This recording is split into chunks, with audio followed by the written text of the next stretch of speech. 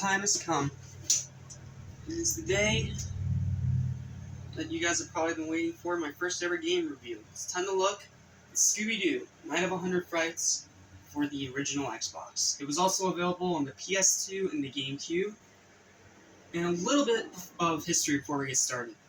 It was developed by Heavy Iron, the same guys behind Battle for Bikini Bottom and the SpongeBob movie game. It was also published by THQ. And it has the voice cast of the What's New Scooby-Doo era, even though it is based on the 60s TV show. This is a game I grew up with, but it's a game I've never been able to beat. So, today may be the day, today may not be the day. So, without any further ados or delays, let's dive in.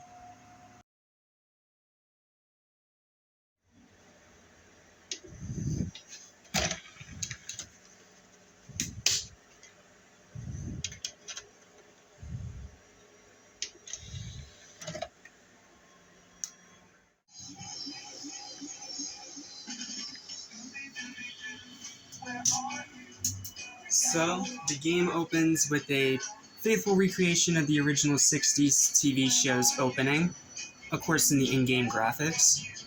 It's pretty cool. I'm talking over it and I'm not going to play the whole thing because of copyright, so let's go ahead and move on to the gameplay. The game opens with the gang traveling to Daphne's cousin's Holly's mansion to meet the professor and, do all. Correction, that's actually her friend, not her cousin.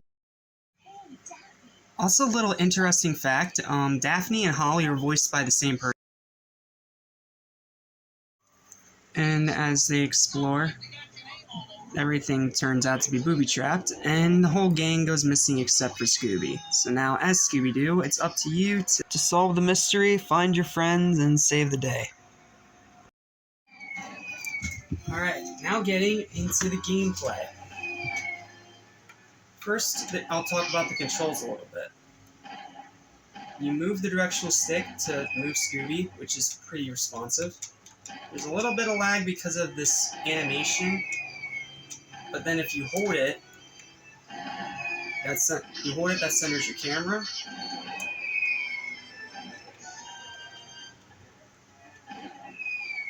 You jump with this button. You hold X with the directional stick to headbutt and sprint.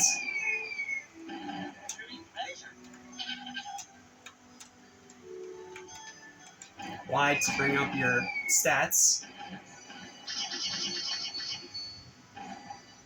And then the mystery machine is to save the game. Like that. And what you need to do in this first area is look around for Scooby snacks and try to get enough to unlock one of the gates.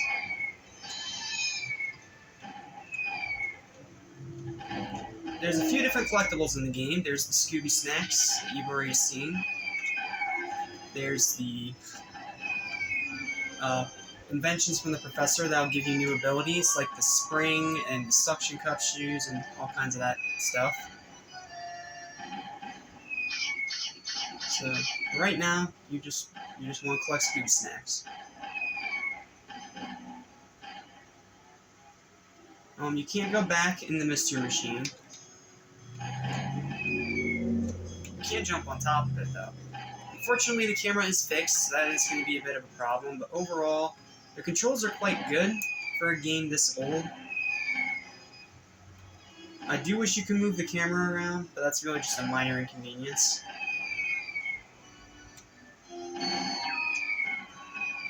And then this is the first thing you unlock. Just step inside.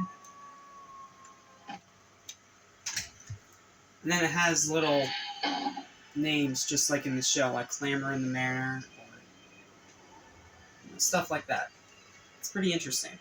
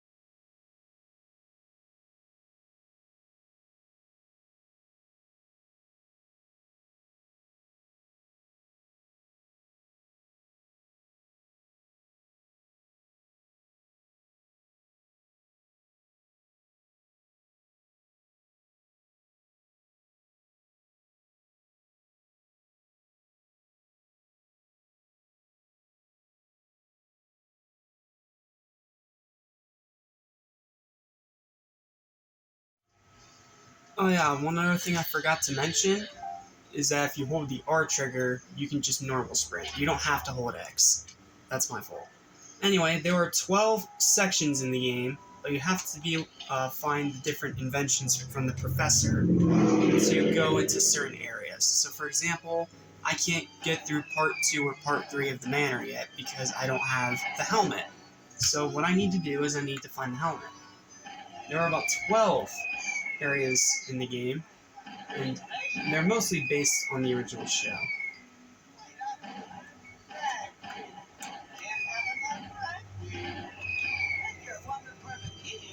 Here's the groundskeeper, and yes, he is voiced by Don Knotts. Nice little guest star.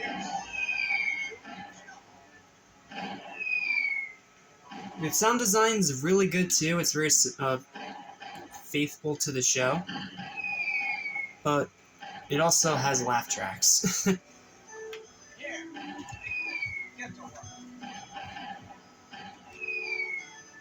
So when you go to the groundskeeper, he will give you your first power-up. What you're going to want to do is that whenever you see a flower, you stand over it, you press B, and you'll dig. Also, the sandwiches are your health. That's your health bar. That's how you refill health. So, just keep digging. Found a bunch of sandwiches I don't need. Okay. And just keep looking around this area. It's definitely a very unique game.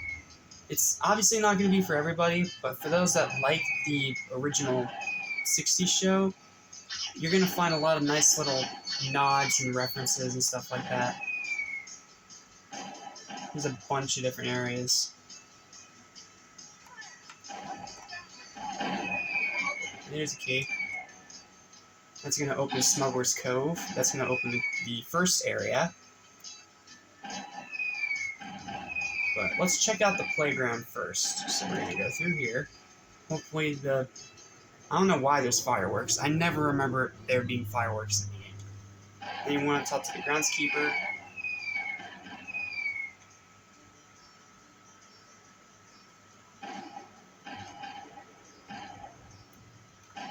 Oh, you make tracks with that button. Okay.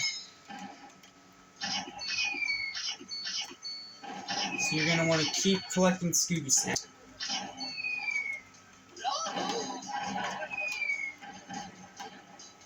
You also have things you can interact with in the world, like tire swings, for example. They'll play like whenever you do something silly, there will be a laugh track because, like in the original show, there was laugh tracks. So.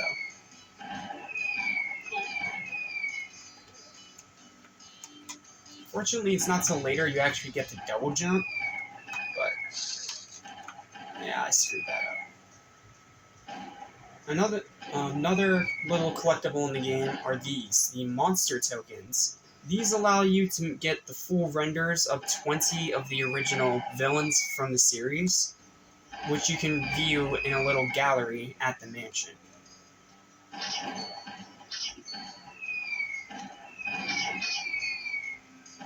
When you're on ice, it helps to hold the R trigger, because it actually helps with your control a little bit. Not by much, but go over here, grab the Scooby snacks.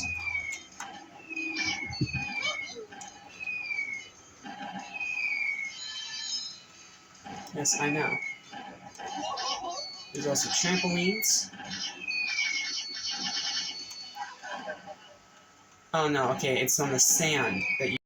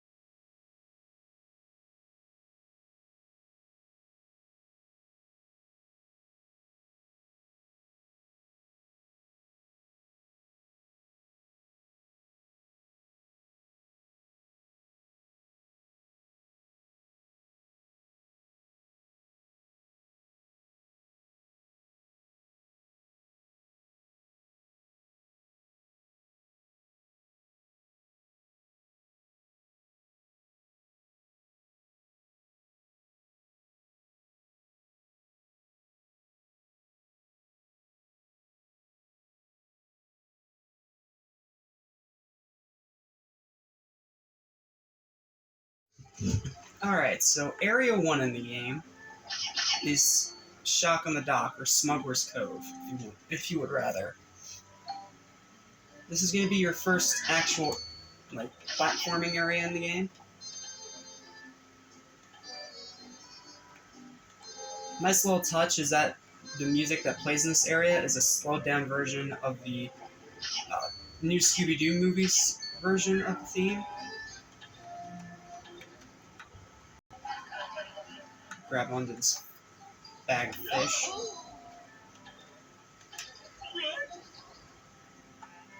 Yeah, you gotta be careful here. There will be some enemies and bottomless pits.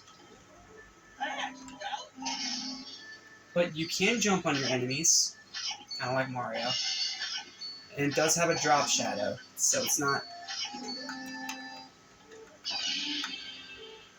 And then whenever you get hit like that, you're going to want to either find a sandwich or a box of Scooby snacks, which is sitting up here. Fortunately, some of these things, again, you can't get without a certain invention. Oh yeah, there's these too.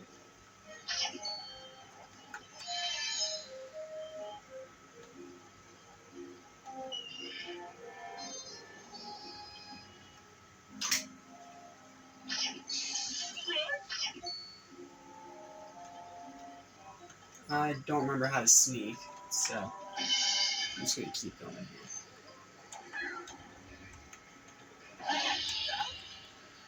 Yeah, this game's big mechanic is these inventions. Without them, you're not going to be able to beat the game.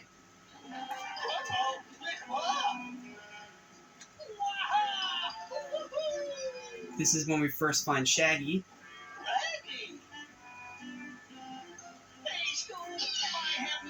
Voiced by Scott Ennons, of course, because, again, this came out around the same time as... This came out 2 years after Cyber Chase. It's hot. It's blocked. Why, it sure is. Come on, pal. Let me give you a hand. Throw it away. I love the voice acting. It's really good. Life preserver. Then you can swing for my legs to reach that crate. Okay, Maggie. This part is hilarious. Yeah, so sometimes you have to do these really hilarious puzzles, like throw Shaggy on this stuff. It's so much fun. It's one of the most fun parts of the game, just interacting. This game has a lot of laughs, and if you love the original show, you are going to love this game.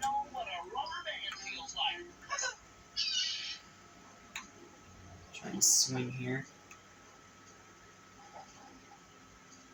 Unfortunately, you can't really swing up and down.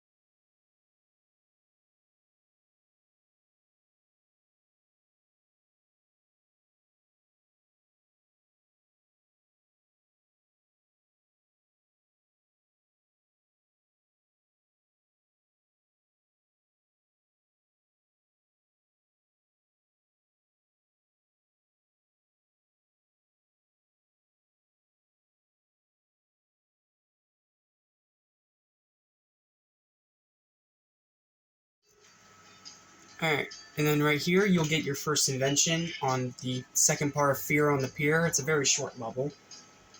This is where you're going to get the springs. This is going to allow you to do a double jump, which is, trust me, it's a lifesaver. Also, you're going to want to go to the mystery machine whenever you need to save. Again, the sound effects are great. So that's the first invention.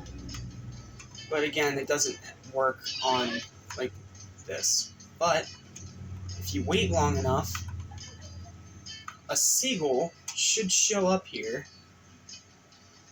Sorry, I'm not trying to turn this into a walkthrough. Yeah, there's crabs everywhere.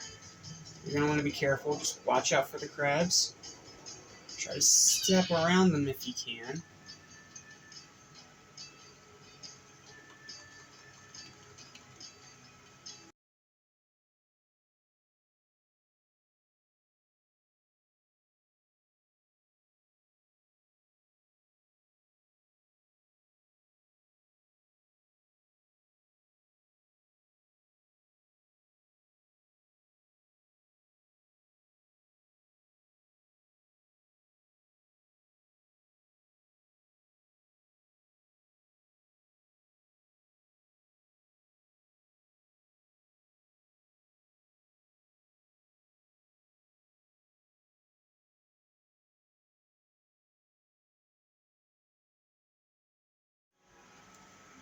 Alright, that's pretty much the gist of it. It controls well, it's faithful to the show, but it's definitely...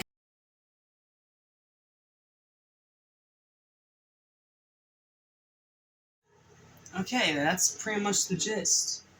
Let's go ahead and move into the final verdict for this game. This is definitely one of the most underrated games in the Xbox library. It's fun, it's funny, it is great for Scooby-Doo fans, and while it is challenging for kids, it also gives a nice challenge for seasoned newcomers, well, seasoned gamers like myself. So my final verdict for this game, I'm going to give it a strong 8 out of 10 for the final verdict. It's not as good as Battle for Bikini Bottom, but it's a really good game. And if you guys can pick this up for cheap, which you should be able to nowadays, highly recommend it.